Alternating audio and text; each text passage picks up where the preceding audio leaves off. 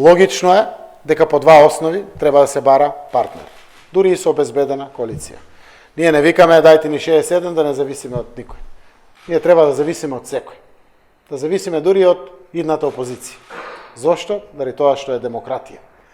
При вакви околности логично е да и втората поголемина заедница, албанската заедница, биде доминантно видливо застапена во парламентот.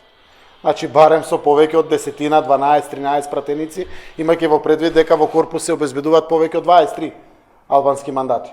Наши, на БЕСА, но и на ДУИ, на Алијанса, Алтернатива, ДПА и другите помали партии. Тоа е логично, како што треба да биде и мнозинското македонско население преку својата застапници застапено внатре, преку своите пратеници македонци. Но и бошњаците, и србите, и власите, и турците, и ромите, и сите други наши помалку бројни етнички заедници. Тоа е стабилното парламентарно мнозинство, кое што многу често не е дури и бројка од 70-65, 72 или не знам колку. Стабилното парламентарно мнозинство значи соодветна застапеност на повеќето етнички заедници во државата, а верувам дека и стабилноста значи и поголемата бројка на крајот на денот заради обезбедување неопходно нормално функционирање и брзо и ефикасно работење на парламентот како столб на демократијата. Рековме дека опциите на изборот ќе бидат секогаш согласно вредности и принципи. Граѓаните очекуваат партиите да се менуваат, да се подобруваат. И затоа многу често зборувам за работи кои што се проблематични во општеството, како што ни ги замерувале на нас од Социјалдемократскиот сојуз и сме давале одговори и сме правеле се да ги коригираме работите. Сме знаеле да се вратиме чекор назад, да проектираме вредности. Така очекуваме од партнерите во коалицијата и од идни коалиции кои што би ги направиле. Не може да дозволиме да во градби кој каде сака во Охрид. Не може да матка кој како сака да гради. Не може да нема одговорност и отчетност за важните проблеми на граѓаните.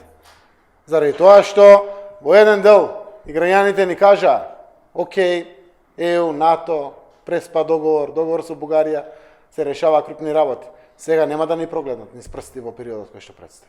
Затоа зборуваме за вредности, зборуваме за позитивни промени во политичките субјекти, а со тоа и во општеството. Ако ги менуваме партиите, ќе ја промениме и државата на подобро. Ве уверувам и верувајте, народот знае се. Некогаш ние политичарите, може и вие новинарите, мислиме дека не допира се до народот, не знае се. Знае се.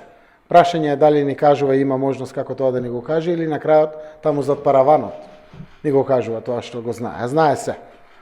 Тоа не значи оправдание дека не треба да се бориме против лагите. И треба да се бориме против лагите. И ќе се бориме против лагите. И ќе видите како ќе се разобличуваат секој ден секоја лага. Сабајлева ја прочита веста која што синоќ е била објавена од нашиот политички опонент ВМРО ДПМН, не обвинува дека сме испразниле хидроцентралата Калиманци преку пуштање на струја, Заев и Ангјушев. Тоа е наевана хидроцентрала, не е на државата. Мислам, толку е безобразието отидено до крај, не е на ЕСМ, на ЕЛЕМ. Наевана е хидроцентралата. Ода до бесконечност, а шефот на партијата, нели, висок енергетичар и голем стручњак. Не смеат да си дозволите вака, но кога трупа толку лаги, па можат и такви лаги да им поминуват. Народот знае се и верувајте, до крај се што имаме, поседуваме, ќе разобличиме. И нема да го оставиме така.